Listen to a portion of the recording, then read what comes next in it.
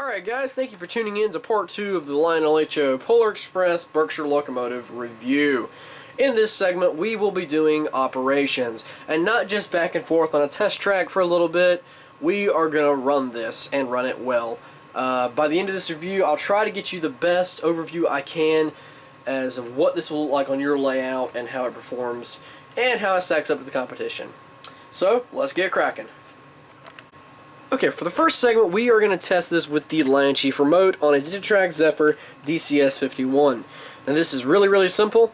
All you do is flip the little switch that I showed you all in the first part on the tender to remote.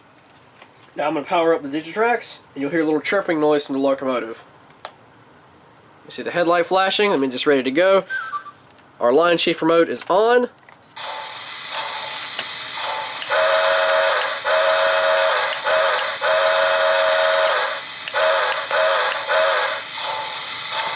Okay, this thing is surprisingly loud, so we're going to put it through a few more sound tests. Here's the bell. Whistle. And some announcements. Well, you coming? And now we'll move it forward.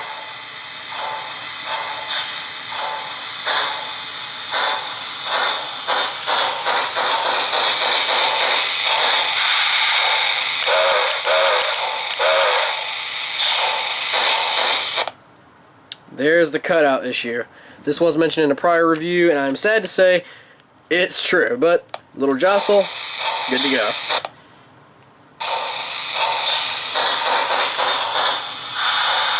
So that's problem number one you will find with this locomotive. Other than that, it's run fine. Now this is the cool part about Lionchief. While this is on my Digitrax system, I can also control my normal locomotives. So watch in the background carefully.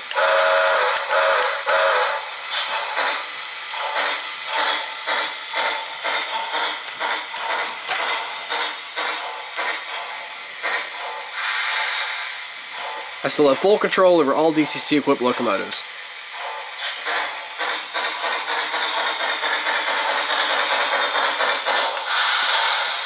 So with that said, you can really take this to any club layout and run it right off the throttle while still controlling DCC, which is really awesome, I think. And if Lionel brings this technology to HO more, I am very excited to see what they can do. Enough yapping, let's get to running. Well, you coming?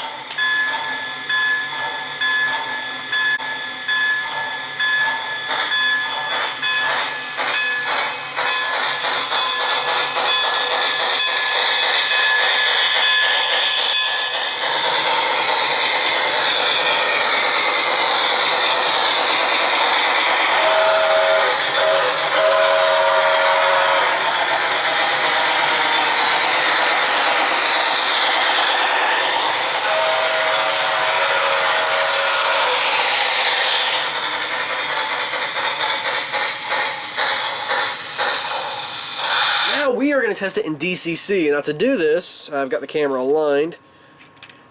We're going to take this and move that little switch to track. You can also run it on DC this way. One thing that should be noted for the DC is you will not get your sounds. It just runs the locomotive straight. Alright, now we're going to try the exact same thing we did in Lionchief, except with the Zephyr.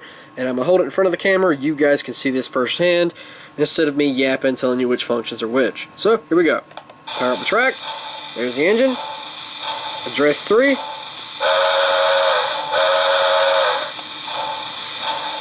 So, function 0 is your headlight. F1's bell. 2 whistle. Very responsive. Now function 3 will turn on your sounds when you mute it, but we'll get to that in a second. Function 5 is your announcements. These vary if you're sitting and or moving. So sitting. Well, you coming? You coming? Well, you coming? The first gift of Christmas! This is the Polar Express! After 5, there's function 8. This mutes everything. So you see, No sounds. Oh, that is a very smooth drive. We'll go over the drive later in the video. And to turn it back on, press 3.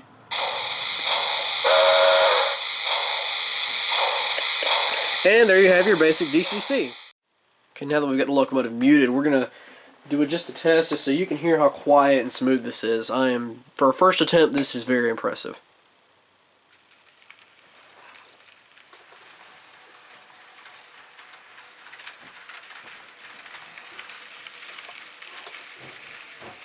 I think I'll give it a few laps just so you guys can see it in action, hear it for yourselves, because back and forth doesn't really do it justice.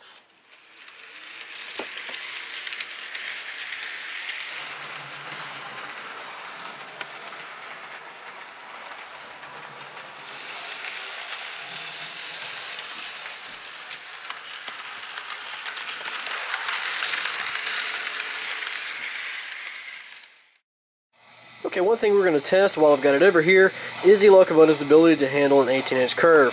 My outer loop is a 22, the inner is 18. You're about to see how those flangeless center drivers come into play.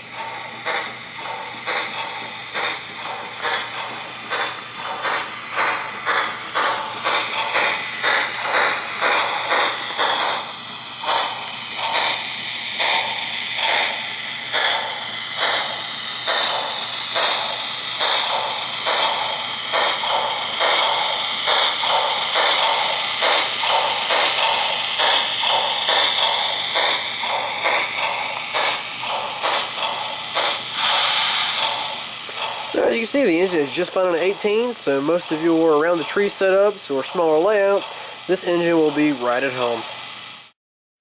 So before I wrap this review up, we're going to do 2 realistic pull tests. Now what I mean by realistic, no, we're not just going to measure weight, we are going to measure it with cars, and quite a many cars. Now I do not have, for the passenger portion, I do not have the Lionel HO coaches to match it, so I'm going to be using in place some Athearn Ready to Run and Athearn Blue Box.